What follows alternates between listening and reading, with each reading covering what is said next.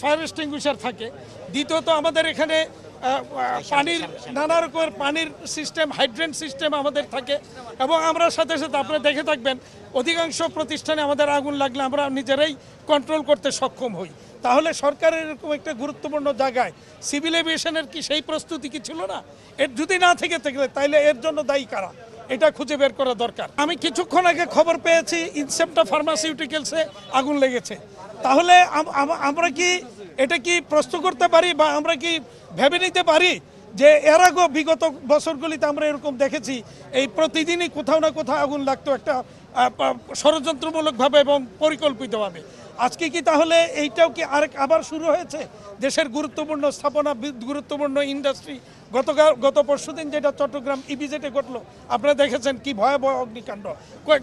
এর আগের সপ্তাহে পলমল গ্রুপের একটা প্রতিষ্ঠানে ঘটলো, ওই দিন আপনার মিরপুরে একটা অগ্নির ঘটনা ঘটলো। আজকে আবার ইনসেপ্টাতে লেগেছে যতটুকু খবর পেয়েছি। তাহলে এইভাবেই কি অগ্নি দুর্ঘটনা ঘটতে থাকবে?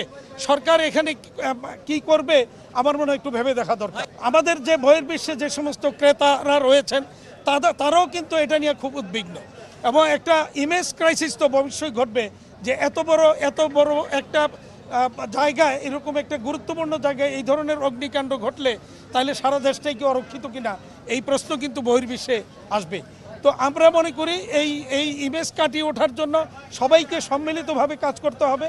সরকার যেমন করবে এবং এখানে সিভিল এভিয়েশন থেকে শুরু করে বিমান মন্ত্রণালয়, আমরা যারা আমদানি রপ্তানিকারক আছে, সিএনএফ এজেন্ট আছে, সরকারের অন্যান্য গুরুত্বপূর্ণ সংস্থা যারা আছে সবাইকে মিলে এইটার জন্য কাজ করতে হবে এবং ভবিষ্যতে যাতে এই ধরনের কোনো ঘটনা না ঘটে সেই জন্য প্রয়োজনীয় উদ্যোগ বা ব্যবস্থা নিশ্চিত করতে হবে। ক্ষতি তো অবশ্যই কোনোভাবেই 1000 কোটি টাকার নিচে হবে বলে আমরা মনে করছি না ইনস্ট্যান্টলি এখানে যেটা হয়েছে।